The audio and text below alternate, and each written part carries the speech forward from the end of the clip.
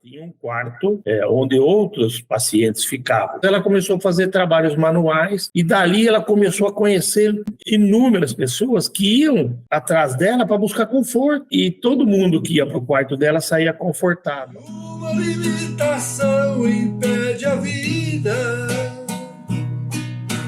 Isso foi ela quem nos ensinou. Bom dia, boa tarde, boa noite, bem-vindos e bem-vindas ao Brasil Terra de Santos. Chegamos ao mês de maio para trazer a história da serva de Deus, Maria de Lourdes Guarda. Para você que é novo nesse canal, bem-vindo, bem-vinda, se inscreva, acompanhe essa entrevista e todas as outras. Já temos muitas entrevistas aí para você acompanhar, muitos testemunhos, muitas histórias de vida e santidade. Também conheça as nossas outras plataformas, estamos nas redes sociais, Instagram, Facebook, também temos as entrevistas em versão de podcast, então, enfim, acompanhe as nossas redes sociais, nos acompanhe para que você conheça, se aprofunde nas histórias de todos os santos e santas brasileiros e também os candidatos, Hoje, para essa entrevista muito especial, temos a presença do Geraldo, que eu não vou apresentar tanto, senão estraga a surpresa. Então, Geraldo, eu peço que você se apresente, nos diga quem você é e qual a tua relação com a Maria de Lourdes Guarda, que, claro, você conseguiria falar aqui 10 anos sobre isso, mas, enfim, objetivamente, qual é a tua relação com ela? Você a conheceu e muito bem, com certeza. Bem-vindo, Geraldo. Bom dia, meu nome é Geraldo Geriel Guarda, eu sou sobrinho paterno da serva de Deus Maria de Lourdes Guarda, uma família de 3 irmãos, o meu pai era o mais novo. Sim, e a gente tem são as coincidências, que a gente não, digamos assim, não são tão coincidências assim, mas as coisas de Deus que a gente tem a alegria de vivenciar, Seja essa de entrevistar mais uma pessoa que é da família do candidato ou do santo, mas também tem essa curiosidade, que nós temos no Brasil a Maria de Lourdes Fontão, que a gente carinhosamente chama de Lourdinha, e tem a Maria de Lourdes Guarda, que a gente também chama de Lourdes, como Santa Teresa e Santa Terezinha, Então a gente tem a Lourdes e a Lourdinha, e pelas coisas de Deus, nós estamos também na entrevista sobre a Maria de Lourdes Guarda, entrevistando alguém que é da família, assim como fizemos com a Maria de Lourdes Fontão. Então, muito bem-vindo, Geraldo, é uma alegria tê-lo nessa entrevista. E já falando sobre a Maria de Lourdes Guarda, a nossa história começa lá em 22 de novembro de 1926, no nascimento dela, a data de nascimento dela. Para a gente entender um pouco, então, o contexto, a família era rica, era pobre, aonde ela nasceu, qual era o contexto de vida? Ela tinha mais irmãos, é filha única, como é esse contexto da família que você conhece tão bem, Sim, ela nasceu em Salto, filha de Inocêncio Guarda e Júlia Froner Guarda. Ela teve 2 irmãos. A mais velha chamava Leonor Guarda. Depois ela era a do meio, e depois tinha meu pai, que nasceu em 1930, Geraldo Guarda.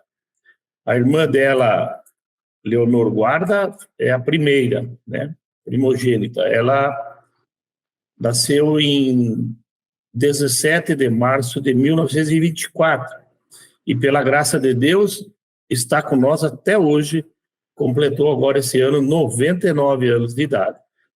Ela é religiosa da congregação das Filhas de São José do Caburloto. A nossa família sempre foi uma família simples, uma família bem humilde e uma família muito cristã, uma família que tinha todos os princípios cristãos. Naquela época, a maioria dos saltenses eram simples, porque a cidade era uma cidade muito pequena, rodeada de sítios, chácaras. Sim. E logo na infância, Bom, para quem não conhece aquela região ali de Salto e Itu praticamente não tem distância para essas duas cidades, porque são coladas de fato, né? Ela vai estudar em Itu, não é? Num colégio de religiosos, não é? Num colégio de freiras. O que dá para destacar dessa infância dela, não é? Que, digamos assim, a primeira parte da vida dela, que vai culminar ali até ela ser professora, né?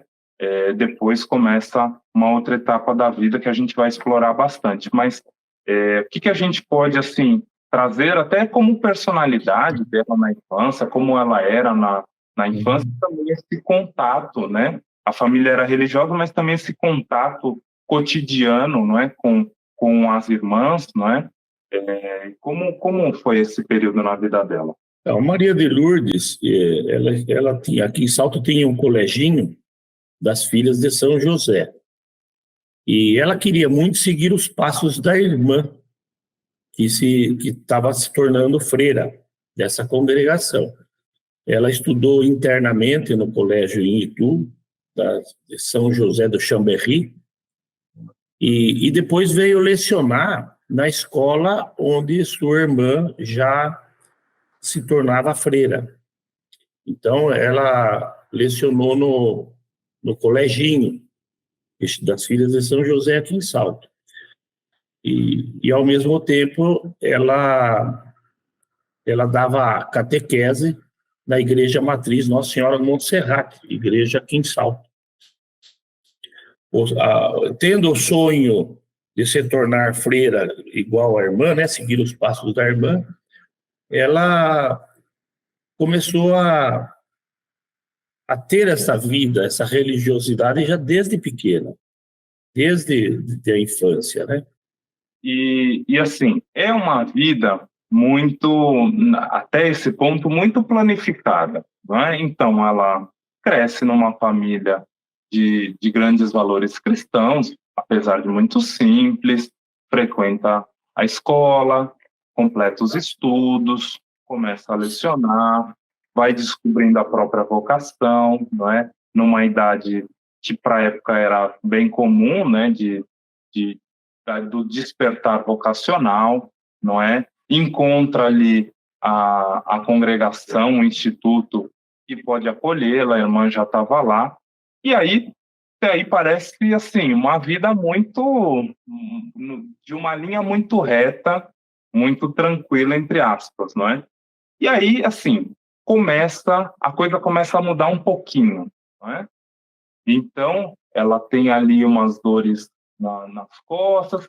Conta pra gente, assim, como é mais ou menos esse período, porque ela já estava bem próxima de ingressar mesmo, ali na altura entre os 18 e os 20 anos, aquele despertar vocacional, ela já estava bem próxima de entrar na congregação. O que acontece naquela época e como isso muda completamente a vida dela? A Lourdes, naquela época, sentia muitas dores na coluna. E ela precisava se tratar para poder depois seguir os passos da irmã.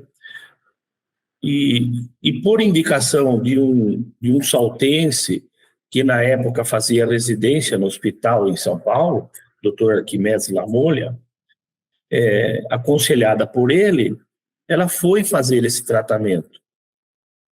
E esse tratamento teve alguns percalços, algumas. Naquela época, não é como é hoje, a medicina era um pouquinho, né, um pouco mais devagar, vamos dizer assim. E ela foi aconselhada a fazer uma cirurgia, né? E através desse médico, que era um grande amigo, tanto é que quando ela saía da escola, era ele que esperava ela para levar para casa. Então, era uma amizade muito profunda, uma amizade muito de amor, de coração.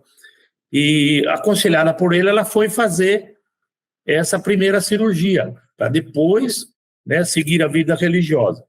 Só que essa cirurgia não deu certo. Foi uma cirurgia que não correu bem. E ela ficou com dificuldade para andar, porque cirurgia da coluna. continuou fazendo tratamento. E depois dessa cirurgia vieram mais outras cirurgias, né? E que foi acontecendo, em vez de melhorar, acabou piorando. Foi fazer uma segunda cirurgia, precisava de um enxerto ósseo, então não deu certo, até que não se sabe o porquê, ela nunca comentou isso, nem gostava que se comentasse. Ela deixou de andar, ela ficou paralítica, da cintura para baixo. E os médicos, tentando fazer ela andar, recuperar, foram fazendo outras cirurgias. E aquilo foi agravando, ela chegou a ficar totalmente imobilizada, inclusive os braços, né? Então, a vida dela mudou completamente, porque ela foi para fazer uma cirurgia do hospital e de lá nunca mais saiu. São 49 anos de vivência dentro do Hospital Matarazzo, 49 anos numa cama. No começo, lógico, ainda ela virava de um lado, virava do outro. Mas, através desse período, o quadro clínico foi se agravando. Ela sentia muita dor no pé, o pé gangrenou. Aí ela teve que fazer uma outra cirurgia de amputação, ela teve que amputar a perna direita acima do joelho, a perna esquerda atrofiou de um certo ponto que nem o lençol conseguia encostar, o lençol encostava na pele dela, aquilo dificultava já deficiente circulação. Então, em função dessas cirurgias, o quadro foi se agravando e ela foi ficando lá no hospital, né? E todo esse sofrimento, é legal se declarar isso, que todo esse sofrimento ela oferecia a Deus, porque para ela, tudo que estava acontecendo era a vontade de Deus. As pessoas iam lá, não, Lourdes, agora você vai sarar, porque nós vamos rezar, você vai fazer essa nova cirurgia. Ela, na realidade, ela não queria fazer a nova cirurgia. Ela aceitava aquilo que Deus tinha programado para ela, mas ela fazia, para não desagradar as pessoas, ela acabava fazendo a outra cirurgia e aquele sofrimento todo, sessão de choque para movimentar isso, aquilo. Ela diz na época, uma frase dela, que nessa época ela aprendeu a chorar e a gritar, porque era terrível esse procedimento de choque. Mas ela sempre, desde o início, ela sabia que era a vontade de Deus. E esse relato é muito, muito interessante porque, é claro, a gente também vê de uma perspectiva de esperança, uma perspectiva de fé, tudo aquilo que ela viveu. Mas também a gente não pode, digamos assim, romantizar a coisa a ponto de achar que ela estava num spa, que tudo era lindo e maravilhoso. Não, ela sofreu muito, né? Internamente, com certeza, deve ter sido uma luta muito grande, não é? Entre tudo aquilo que ela tinha de potencialidade de vida e tudo aquilo que o Senhor apresentava para ela. Claro que ela teve que fazer as escolhas dela, claro que ela teve que decidir também abraçar a cruz, não é? Mas a cruz nunca é um caminho fácil, não é? Até o nosso Senhor, antes de passar por toda o caminho do Calvário, da paixão, também falou, né? Pai, afasta de mim esse cálice, não é? Mas que seja feita a tua vontade, não é? Para entender também que o sofrimento não é algo que o cristão goste, mas é algo que o cristão enfrenta, né? Continua a seguir a própria vida mesmo no sofrimento, para continuar a crescer na fé, para continuar a se aprofundar na relação com Cristo, né? Agora, diante de toda essa perspectiva, era uma jovem, né? E naquele tempo, né, a gente está falando da década de 40, 50, em relação a todas essas cirurgias, ser jovem naquela época era muito diferente de ser jovem nos dias de hoje, não é? Então, o jovem daquela época, ainda que tivesse muita responsabilidade, ainda que já tivesse muitas atividades, não estava tão pronto assim para a vida, como hoje a gente tem a modernidade, não é que os jovens fazem tantas coisas, já têm tantas experiências de vida, não é? Naquela época, coisas eram mais, digamos assim, passo depois de cada passo, não é? Então, assim, uma jovem que se encontra num hospital, não é? Se encontra num ambiente completamente diferente daquele que ela imaginou, mas que toma a decisão de não parar a própria vida ali, não é? De não se entregar às dores, aos problemas, à tristeza que aquilo trouxe, não é? E com certeza trouxe, mas decide seguir em frente, decide fazer daquele quarto de hospital, daquele hospital, o próprio santuário dela, vamos dizer assim. Então, primeiro tem um detalhe interessante, né, que ela não passava o dia sem fazer nada, não é, estou aqui deitada, não posso fazer nada, então, sigo em frente. Como é que era a rotina dela? Tem até a questão dos crochês, não é, que ela fazia, como era a rotina dela, que depois foi, claro, cada vez ganhando mais atividade, mais pessoas frequentavam, mas como começou a ser essa rotina dela nesse lado de eu escolho continuar a viver a minha vida, continuar a viver a minha fé e seguir em frente mesmo nessa dificuldade. Lourdes era uma jovem cheia de vida, né? E com o coração pronto, né, para essa vida, seja ela qual for. Como o sonho de se tornar irmã religiosa tinha meio que, vamos dizer, entre aspas, terminado, ela, para não fazer nada, para não ficar sem fazer nada, apesar de estar num hospital grande, que atendia naquela época as pessoas do INPS, acho que se não me falha a memória, ela morava com outras pessoas, ela tinha um quarto onde outros pacientes ficavam. E ela começou a ler e a fazer trabalhos manuais, né? Ela tinha uma irmã chamada Irmã Bernadette, que a ajudava muito. Era uma irmã que trabalhava dentro do hospital, era uma congregação que trabalhava. E essa Irmã Bernadette, que acolheu muito ela, ajudou muito ela começou a fazer tricô, fazer crochê. Por quê? Porque ela precisava se sustentar. A família ficou em salto. Naquela época, não se tinha condições de se viajar frequentemente. Então, a Lourdes,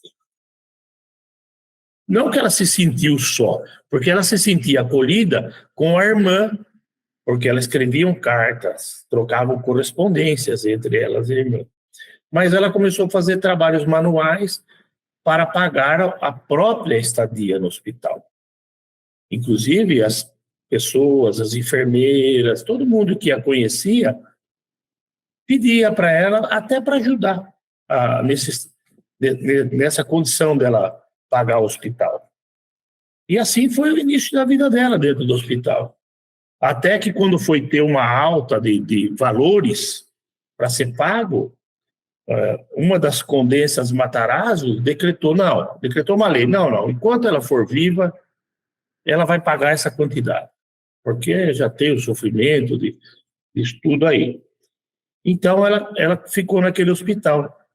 E dali ela começou a conhecer inúmeras pessoas que iam atrás dela para buscar conforto, ou para conhecê-la, como é que é isso, curiosidade. E todo mundo que ia para o quarto dela saía confortada. E isso fez com que ela atraísse as pessoas, o amor que ela tinha, né, aquele coração cheio de amor, trazia as pessoas para junto dela. Então ela começou a conhecer pessoas de todas as classes sociais. E ela acolhia todos, branco, negro, presidiário, rico, pobre, gente de rua, prostituto, tudo ela acolhia. E nesses acolhimentos todos, ela acabou conhecendo pessoas de poder aquisitivo grande. Uma delas, inclusive, pediu na direção do hospital para deixar um quarto só para ela. E que eu ia ajudar a pagar. Essa pessoa pagou por mais de 13, 14, 15 anos, não me recordo, as despesas do quarto dela. E nesse quarto sozinho, que ela estava sozinha, aí ela começou a trabalhar mais ainda. Então, ela trabalhava até para algumas empresas que levavam serviço para ela. Como ela fazia aquilo ali, ela entregava tudo no tempo certinho, né? E isso foi essa etapa, esse início dessa vida dela com o conhecimento das pessoas. Ela começou a conhecer muitas pessoas, né? Pessoas que a procuravam para consolá-la e saíam consolados. Pessoas que realmente necessitavam, né? Que precisavam de um apoio. Ah, não, vai lá no quarto da Maria de Lourdes, lá, conversa com ela. Lá. A pessoa ia lá e saía tranquila, né? Então, esse foi o início do trabalho dela. Depois, lógico que uma outra pessoa, acho que da família Matarazzo, também decretou que enquanto ela fosse viva, aquele quarto era dela, ninguém mexia e pronto. Porque muitas pessoas queriam ajudar no pagamento. Arquimedes Lamolha pagou muitas vezes, a família ajudava, né? Meu pai, todo mundo se reunia para mantê-la no hospital. Às vezes, meu pai chegou uma vez que meu pai foi lá pagar e já estava pago. Mas quem pagou? Não sei, pagaram. Pessoas que ficavam gratas, né? Pelo conselho, pelo amor, e iam lá e pagavam o quarto dela. Até que houve essa oportunidade do quarto ficar definitivo para ela sem pagamento.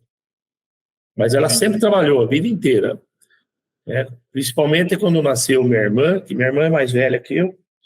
O sonho da Lourdes era, né, a sobrinha, criar a sobrinha, ver a sobrinha, né, crescendo, e ela pôde, né? Mas ela queria ajudar de uma forma ou de outra.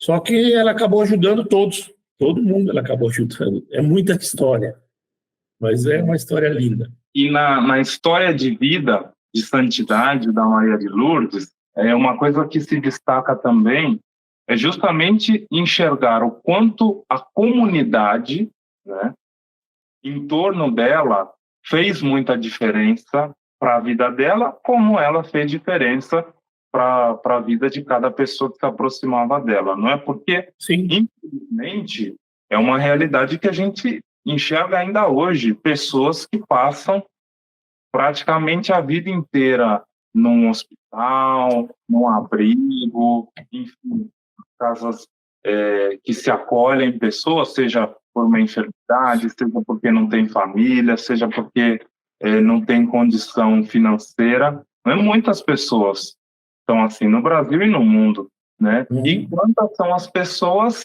abandonadas, não é? Que estão lá no hospital há 20 anos, mas ninguém mais visita, ninguém mais quer saber, a família já abandonou ou já todos faleceram e a pessoa fica ali nos abrigos de idosos, né? Enfim, também é um papel muito importante que a comunidade fez, né, nesse sentido, porque se ela não tivesse a presença dessas pessoas para que ela pudesse trabalhar, para que ela pudesse levar esperança, para que ela pudesse sorrir, não é? Ver, saber as notícias, encontrar as pessoas, certamente essa cruz seria muito difícil de ser carregada por ela.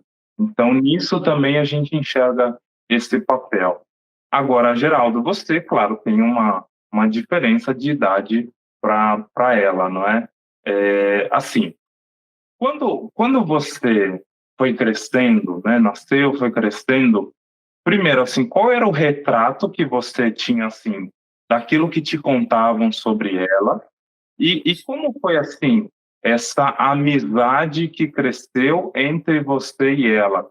Porque é claro que existem a nossa família existe, não é? Agora, como a gente vai criando a amizade com cada membro da nossa família, aí é um caminho muito particular, é uma coisa que a gente precisa realmente gastar tempo, vamos dizer assim. Então, assim, como você foi crescendo e entendendo esse papel da sua tia, que era sua tia, e como foi crescendo a amizade entre você e ela? Meus pais moravam em São Caetano do Sul, muito próximo do Hospital Matarazzo. Então, desde pequeno, eu comecei a frequentar o quarto da Maria de Lourdes. Eu nasci em 1959. Quando eu me dei por gente, ela já estava nesse quarto sozinha. E eu nunca consegui enxergar ela como deficiente, porque para mim era normal aquela vida. Porque eu já a conheci daquele jeito, né? Com aquela deficiência, sempre deitada, nunca sentada. E é um laço de amizade e carinho, porque é familiar, que, que cresce sem preconceito, sem nada. Entende? E seguindo os conselhos dela, que ela queria muito o bem da família, né? Apesar de estar longe das famílias, ela queria muito bem. Então, ela sempre nos dando conselho, sempre muito amorosa, né? E como eu era muito novo, todos os problemas eram isentados de mim. Eu não participava desses problemas. Eu comecei a participar da vida dela depois que quando ela completou 25 anos de hospital, a vida dela muda completamente, né? Quando ela completou 25 anos. Então, durante esse período que ela ficou lá reclusa, o que eu vejo dela é ela, uma pessoa normal, que recebia outras pessoas e dava conselho, ajudava. Você imagina uma senhora deitada numa cama, tendo que olhar uma criança. Que teve uma senhora que teve que trabalhar e não podia olhar, não tinha com quem deixar a criança, pois a Lourdes fez isso. Ela olhou a criança para a mulher trabalhar. Então, eu cresci vendo a Lourdes uma pessoa normal, natural, igual a qualquer outra, né? Essa é a nossa ligação. Depois, lógico que depois de adulto, né? Quando ela já praticava, que ela participava da FCD, né? Da Fraternidade Cristã da Pessoa com Deficiência, aí sim a gente foi para ajudar de uma outra forma. Mas a minha infância e começo de juventude era isso, era visitá-la e desfrutar daquele amor lindo que ela tinha. Uma coisa, era uma vida diferente, porém era uma vida, era normal. E você falou dessa questão dos 25 anos, né, de hospital. Isso aí a gente já está na década de 70, né, em 1972, ela já tem ali 45 anos, e é assim, não é? O caminho da fé é assim. Então, por um tempo a gente caminha dentro de um método, dentro de uma escolha de vida, não é? Até que o Senhor nos mostra que aquele método talvez não seja mais o suficiente, não é? Então a gente precisa crescer, precisa reinventar um pouco a coisa, claro, sempre com o auxílio do Senhor, sempre com o auxílio dessa comunidade cristã. Então a gente muda para crescer ainda mais, para se aprofundar ainda mais na fé, não é? Então você já introduziu falando que muda, não é? Depois desses 25 anos, tem a chegada da FCD no Brasil, não é? A FCD é da década de 40, lá na França, foi fundada lá na França, e chega ao Brasil, chega à América Latina um pouco antes, chega ao Brasil em 72, justamente nesse período. Então, como a vida da Lourdes muda nesse sentido, como é esse contato com a FCD, porque aí aquele quarto já não era o bastante para ela, então o mundo começou a ser o quarto dela, não é? Então, Fábio, é bom a gente relatar um acontecimento. Eu acredito, né, pelo conhecimento que eu tive com ela, pelas histórias contadas por ela e por outros, que esses 25 anos que ela estava lá reclusa, que ela estava, vamos dizer, escondida, oculta, vamos dizer, isso serviu para ela, porque ela foi se purificando. Eu acredito que a Lourdes descobriu a própria alma, ela sentiu a alma, ela não era só consciente, ela era consciente e inconsciente, porque ela tirava de dentro dela, acho que esse amor que a irradiava, ela tirava muitos ensinamentos. E, através disso, ela acolhia as pessoas. Então, esse fato de acolhimento das pessoas, que ela teve durante todos esses 25 anos, eu acho que foi um início do processo para que depois ela vislumbrasse essa FCD. Né? Porque, naquela época, ela, apesar de não sair de dentro do hospital, ela já tem esse espírito amoroso, né? Esse espírito de seguir Jesus, de acolher. Né? E a fraternidade só veio para que essa explosão saísse para fora do quarto do hospital. Porque daí, com a fraternidade, ela fazia o quê? Ela visitava os doentes, os deficientes que estavam reclusos, os hospitais. Ela corria aos hospitais para acolher esses deficientes. Mesmo os presídios, ela ia nos presídios. Ela começou a participar de passeatas, ela começou uma luta pelos deficientes no Brasil. Né? Ela chegou ao total a fundar 250 núcleos da FCD em todo o Brasil e na América Latina. É uma coisa que, se a gente for analisar uma mulher que não tem uma perna, a outra atrofiada, tem uma descalcificação óssea na coluna, deitada numa maca de gesso do pescoço ao quadril, só movimentando o braço, viajar o Brasil inteiro e fundar esses núcleos todos. Eu sigo muito a frase do padre Geraldo Marcos Nascimento. Ele fala assim: Lourdes foi um milagre em vida. Lourdes, ela saiu por esse mundo todo. Ela não falava não para ninguém. Ela tirava a pessoa da prisão para tratar, coisa que ninguém conseguia. Né?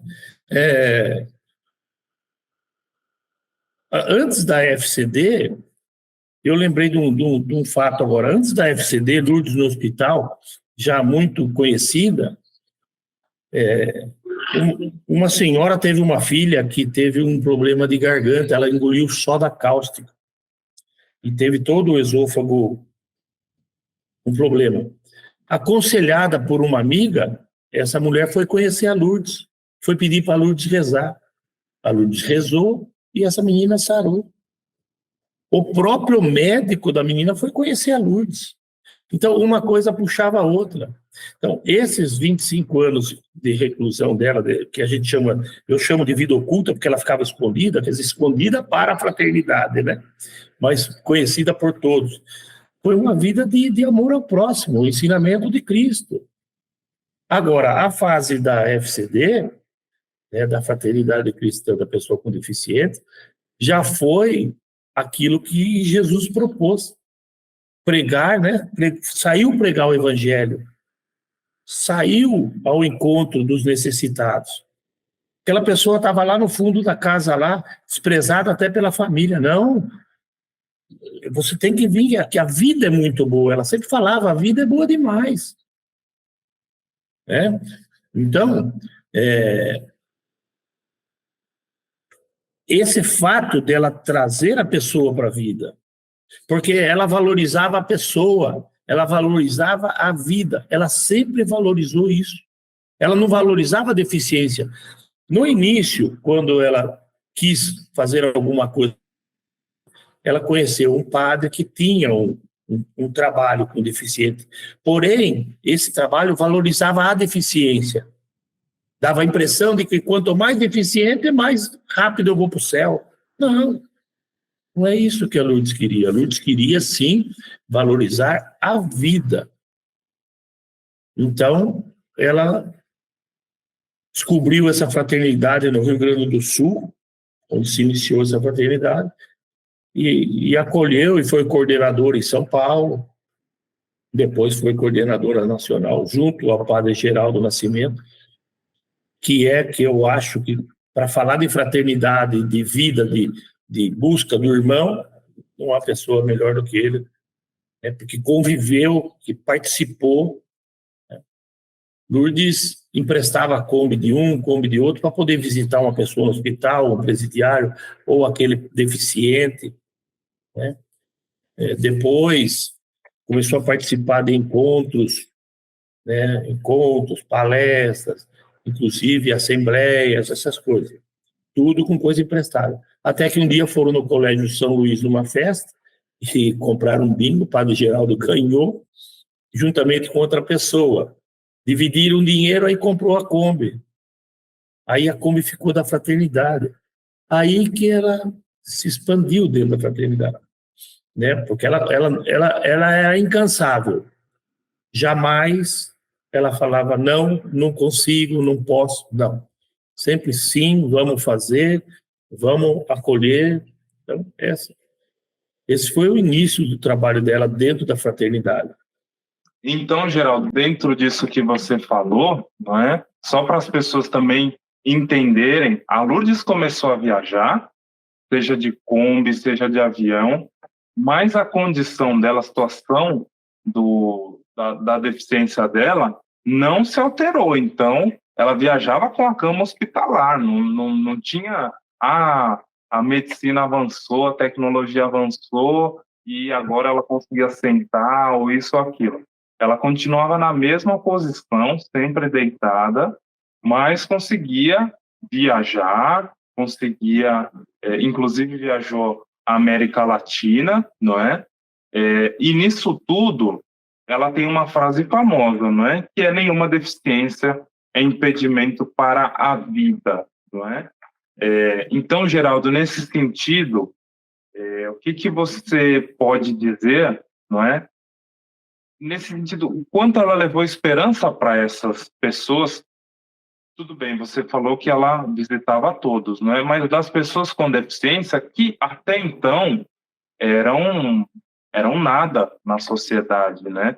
Seja na sociedade brasileira como no geral, né? Ainda em sentido de uma fé muito deturpada, era visto até como uma maldição, não é? Se alguém tivesse alguma pessoa com deficiência na família, se nascesse uma criança com deficiência, claro, repito, é uma visão de fé deturpada, porque não é nada disso que o Senhor nos diz, não é? Mas o quanto isso foi importante, porque o trabalho da FCD continua ainda hoje, não é? Toda a semente que ela plantou, regou, os frutos estão aí ainda hoje. Então, o quanto ela foi importante para a própria FCD no Brasil e na América Latina. A força, né, dela, o crer dela, o amor dela, fez com que essa fraternidade crescesse do jeito que cresceu e continua até hoje. Como você mesmo falou. Às vezes tem até uma frase que eu quero ver se eu lembro aqui. Os exemplos, eles superam, né? Peraí, deixa eu lembrar essa frase. É assim: as palavras movem, os exemplos arrastam. Então, ela, como exemplo, ela arrastou. Porque, assim, dentro do quarto, ela tinha a possibilidade de escrever e de falar pelo telefone, que ela tinha um telefone de cabeceira. Agora, escrever, falar é uma coisa. Agora, você imagina ela como exemplo. Então, Por isso que eu falo, é a frase que fala, o exemplo arrasta. Né? E realmente, ela saiu, ela não mediu esforços, ela viajou com essa Kombi, por exemplo, vamos dizer, para todos os estados brasileiros. E quando chegou lá onde não tinha mais estrada, no Mato Grosso, uma vez, ela entrou dentro de um teco-teco. Ela foi dentro do teco, a cabeça dela foi no colo do piloto, mas ela foi. Ela foi buscar aquela pessoa que estava lá esquecida. Né? Existem exemplos, por exemplo, a deputada Célia Leão, deputada estadual Célia Leão, foi por tempo, né, secretária da pessoa com deficiência da Secretaria de São Paulo. A Célia Leão era uma mulher dentro de um quarto, dentro de um apartamento. Não conhecia nada, não queria sair. Cadeirante. Você vê, ela foi lá, trouxe aquela pessoa para a vida. Não é aquela deficiência que mudou alguma coisa, não. É a pessoa que viveu. E era esse o trabalho. Né? Então, porque existia muito preconceito. Muito. Que hoje acabou, hoje não existe mais. Existe ainda um? Pode ser. Mas hoje todo mundo é acolhido, o deficiente é acolhido. Através do quê? Desse trabalho. Dela, do Padre Geraldo e de todas as outras pessoas com deficiência que se enganjaram nessa fraternidade. Por exemplo, a viagem de avião. Para se viajar de avião, a Lourdes precisava de 6 poltronas. Como é que vai pagar isso? Mas ela recebia doações da VASP na época. Eu não sei se eu posso contar aqui um pouquinho da história, por que ela recebeu essa doação. Um casal, né, com uma filha, né, esse casal era dono da VASP. A filha sofreu um acidente gravíssimo. E, por coincidência, foi perto do Hospital Matarazzo e essa criança foi para lá. E, em função, né, de todo o sofrimento, esse casal foi aconselhado a ir lá no quarto da Lourdes. A Lourdes os acolheu, os edificou, e esse casal se sentiu tão, né, satisfeito que acabou fazendo essas doações para ela. Então, é interessante porque a Lourdes atraía as coisas para ela. Porque ela precisava viajar. Há um mal que vem para um bem, é um mal, realmente. A família sofre, a perda de uma vida é trágica. Né? Mas essa tragédia colaborou para que outras pessoas viessem para a vida. É uma tragédia que trouxe um benefício enorme para quê? Para muitas e muitas e muitas pessoas, porque a Lourdes começou a viajar, a ir para Paraíba, para o Ceará, para todos os confundeiros do Brasil, do Iapoque ao Chuí, vamos dizer assim. Né? Então, é triste? Mas só que isso fez um benefício muito grande. A Lourdes tinha esse potencial. Eu acho que irradiada de amor, ela atraía os acontecimentos para ela. O Cristo com quem ela conversava, que ficava na cabeceira da cama dela, ela deitada olhava, ela olhava para o Cristo e pedia, e o Cristo atendia. Né? Ela conseguiu muito do que ela conseguiu através desse amor dela, porque ela não se negou a ir para lugar nenhum. De carro, de Kombi ou de avião, ela visitou todos, indígenas, hospitais de hanseníase, nunca se negou. E lá ela trazia a pessoa para a vida. Vamos esquecer a deficiência, vamos valorizar a vida. E a frase, né, que até hoje, né, os próprios deficientes acolhem. Nenhuma deficiência é impedimento para a vida. Muito bem. E até você falou no começo sobre a irmã, não é? A Leonor, que depois, quando se consagrou, teve o nome de Irmã Conceição, né? E é um paralelo curioso, se a gente quiser, é, esse paralelo de vida das duas, né? Inclusive, a Leonor, este ano, completou 80 anos dos primeiros votos, né? Sim. Então, dá para ver que, de fato, era uma vocação muito, muito profunda, muito fiel ao Cristo, né?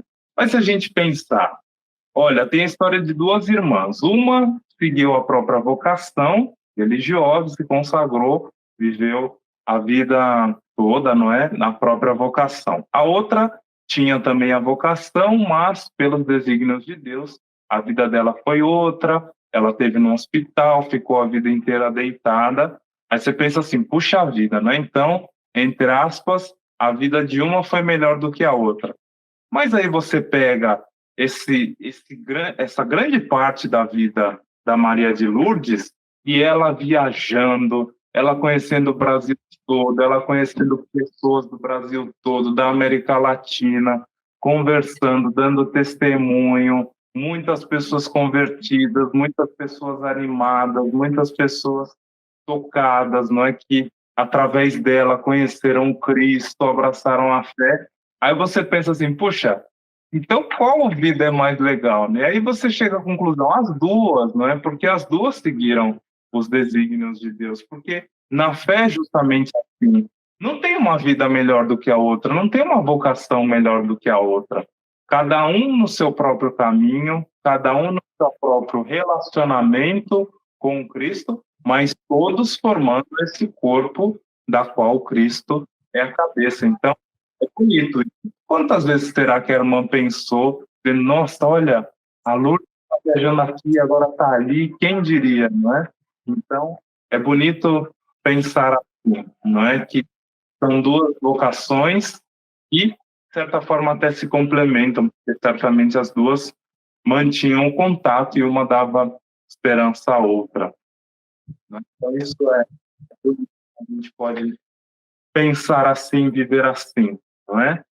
Agora, Geraldo, para a gente encerrar, não é? A gente sempre tem uma pergunta que vale o caminho para o céu, não é? Então, a exemplo da Maria de Lourdes Guarda, como é que a gente pode alcançar a santidade, despertar para a santidade, não é? Seguir esse exemplo de santidade dentro do nosso próprio chamado, é claro, mas tendo ela como espelho, como referência, como é que a gente pode seguir esse caminho de santidade a exemplo da Maria de Lourdes Guarda? No meu entendimento, primeiro a gente precisa ter nosso coração puro, curar nossas feridas e sentir dentro do nosso coração o amor de Deus. O amor que se revela a todo instante. A história da Maria de Lourdes Guarda é puro amor. Ela aceitou. E quando ela aceitou, as portas se abriram. Deus deu o caminho para ela. Ela sabia que ela tinha uma missão.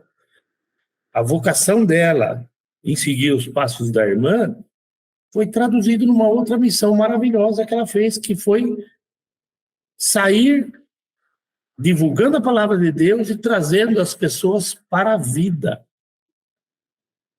E é isso que eu enxergo, né?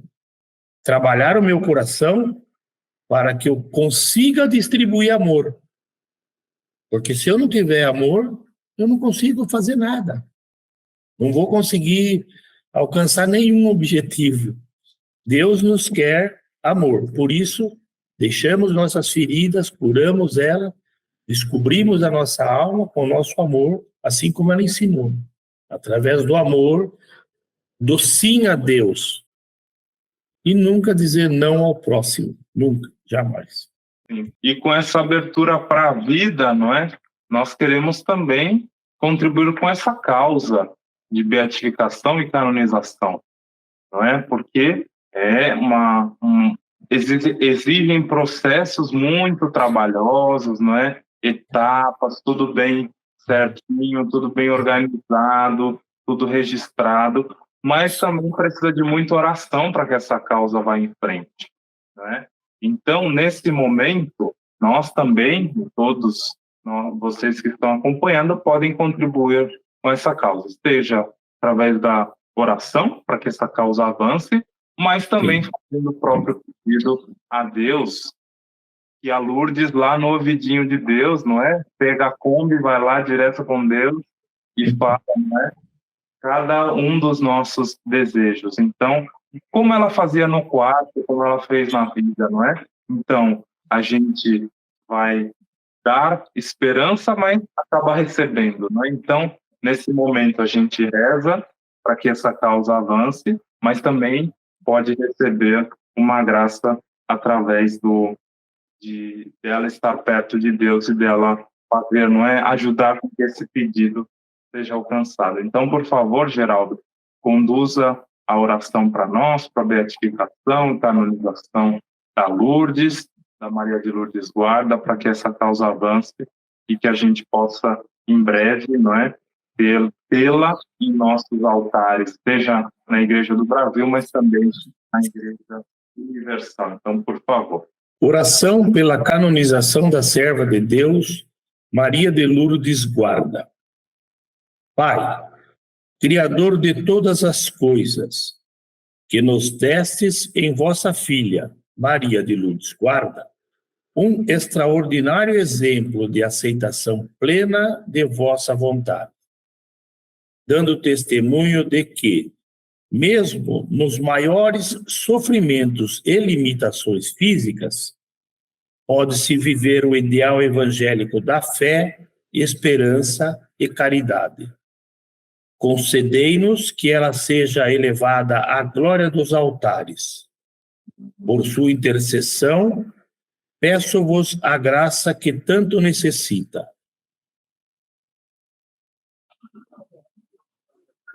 Por Cristo, nosso Senhor.